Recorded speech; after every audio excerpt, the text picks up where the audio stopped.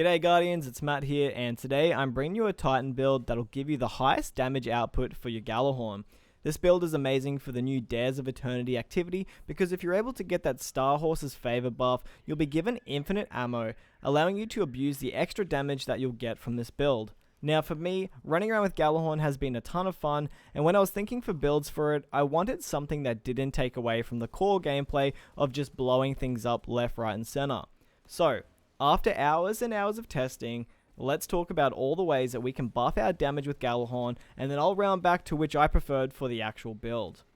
Now before we jump into this video, I did want to let you all know that Roguey and I, who run this channel, are giving away a copy of Witch Queen to celebrate the fact that we hit 1,000 subscribers. The support that you guys have given on all of our builds and guides has been honestly overwhelming, and we just wanted to do something to say thank you. So check out the link in the description, and there's a few ways to enter. Good luck. Now back to the juicy stuff. There's 3 different methods of getting a nice 35% damage buff on our Gjallarhorn, but unfortunately they do not stack on top of each other, so ideally you'd be handpicking which one feels best for you. I am aware that there are a couple more ways to get this 35% damage buff, but I think the other options require too much setting up and a little bit of fireteam assistance to pull off properly. There is another outlier though, and that is Font of Might. For some reason, the game doesn't register Font of Might as an empowering buff, and its 25% damage buff can actually stack with any of the following 3 options. For optimal damage output, you'll definitely want to have Font of Might with any of these other 3 damage buffs on your side. Alright, so first up, since we're dealing with a rocket launcher, naturally my brain thought of Argent Ordnance. This is a Charge with Light mod that gives you a damage buff on rockets, consuming your stacks of Charge with Light as you shoot them off. The beauty of this mod is that you can stack it 3 times. 1 copy of Argent Ordnance grants you that 20% damage buff, 2 copies ups it to 25%, and running 3 copies gives you that nice 35% damage buff. This leaves you with 2 spare mod slots though, allowing something like Taking Charge and Supercharge so that you can keep 4 buffed rockets at a time. The best part about running Argent Ordnance though is the name of the buff that it gives you. It's not something boring like Powerful Rockets times 3, it is Godslayer Warhead, and it makes you feel like an absolute monster. I love it. For our second option for a 35% damage buff, we have the tried and tested Titan Bubble. Walking through the bubble will give us that Weapons of Light buff that lasts for 15 seconds. But the beauty of this bubble is that it will actually last for 30 seconds, and every time you walk in and out of the bubble, your Weapons of Light buff refreshes. So if you time things perfectly, you can actually give yourself a total of 45 seconds of Weapons of Light. Just for reference though, it actually takes 8.6 seconds to fire off 8 Gjallarhorn shots. With the infinite ammo that you get in Dares of Eternity with Starhorse's Favour, it does mean that you could hypothetically fire off 45 buffed Gjallarhorns if everything was perfectly timed. That's definitely not happening though, but it's kind of fun to dream about. For the record though, having 45 seconds of Weapon of Light is usually plenty of time for any sort of boss phase or damage phase, and that'll benefit the entire fire team too. So it's a great option. And the last buff that I wanted to mention, which gives us that 35% extra damage, is the Firewalker buff from the Path of Burning Steps exotic legs. Solar Final Blows will grant us a stacking damage buff where 1 stack will start us off with 20%, 2 stacks is 25%, and 3 and 4 stacks gives us that 35% damage buff. This synergizes perfectly with Gjallarhorn since it's a solar rocket launcher. It does take quite a few kills to get the most out of this exotic, but a 35% damage buff for 10 seconds after a couple multi-kills is still really good in PvE. You'll just need to farm some solo lost sectors if you're yet to collect this exotic though. So now that we've gone through 3 different options to get a 35% damage buff for our Gjallarhorn, I wanted to rationalize each of these options, why and when they'd be useful, how easy are each of these to proc, and where I eventually landed with the build. With Argent Ordnance, there is a problem. We only have 5 combat mod slots to use, and if 3 of them are used on multiple copies of Argent Ordnance, we're left with 2 spare. We need at least one of these to be a mod that gives us Charge with Light. There is a few to pick from, but it doesn't really matter, we just need one mod that does this, and that actually leaves us with 1 spare mod. This means we can't possibly run Font of Might. Font of Might requires a mod slot, but also requires a mod to generate elemental wells. Unfortunately, the Argent Ordnance option falls short here. You can run it successfully though, and you can still gain a 35% damage buff, but you'll never be able to hit the 60% damage buff that will be combined with Font of Might. This is okay though, maybe elemental wells aren't your thing, and maybe you don't even care for getting that 60% total damage buff anyway. After running a handful of Dares of Eternity with my Argent Ordnance setup, I had a few notes to share. It was extremely easy to generate Orbs of Light with having 6 Guardians generally using masterworked weapons, so taking charge and supercharge meant that I could have 4 buffed rockets on hand most of the time. This option didn't require any real setup, and it meant that I could get on with the gameplay that I was loving. I was able to shred out with a 35% stronger Gjallarhorn than most of my teammates were using, and it also meant that I could run any subclass I wanted as well, since Argent Ordnance is just a combat mod and it's not subclass specific.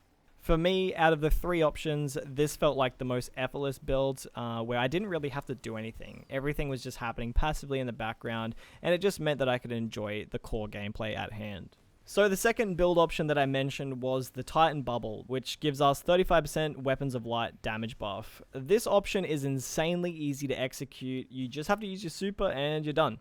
But alas, it does suffer the same issue as the Argent Ordnance option.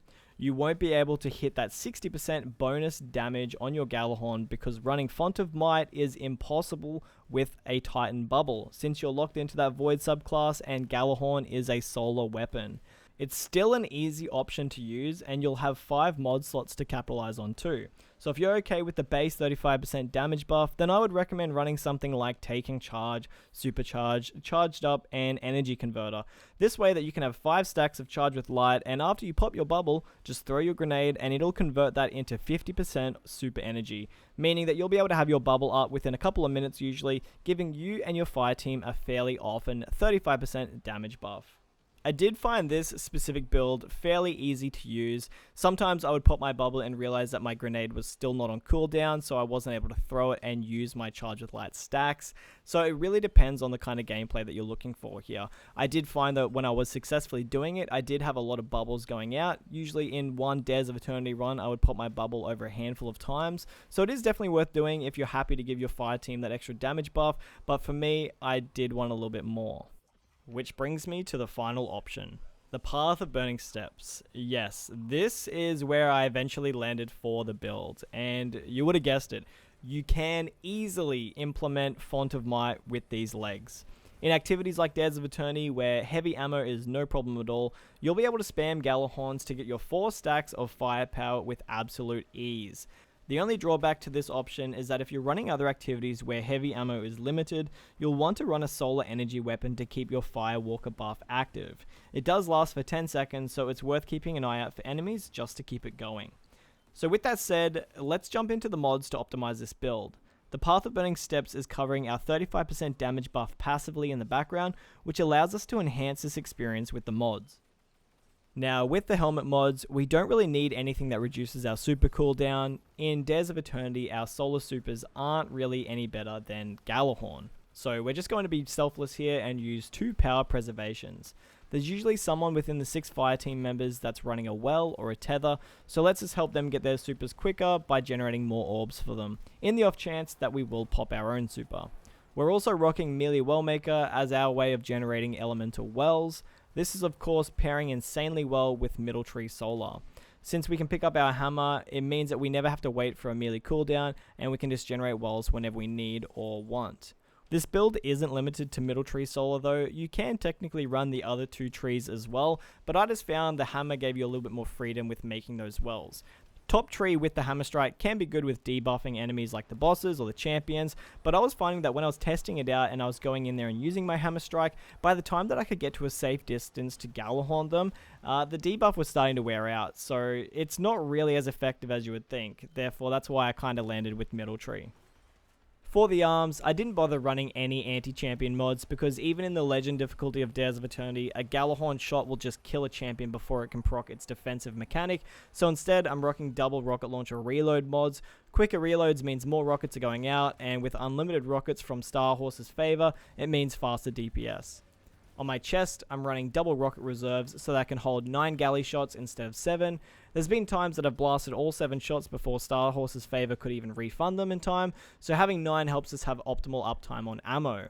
I'm also running a Font of Might so that elemental wells are proccing that 25% extra damage buff for Gjallarhorn.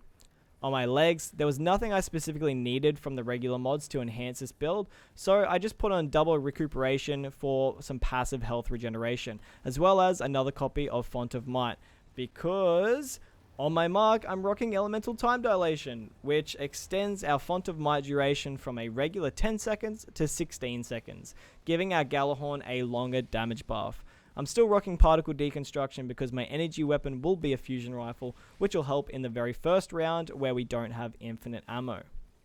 And there you have it, ladies and gentlemen, an absolutely insane Gjallarhorn build for the Titan for you to shred through Dares of Eternity like it's absolutely nothing. This whole build can be applied for any activity, but you'll just have to be very mindful of rocket ammo and you might have to lean on your other weapons in the downtime.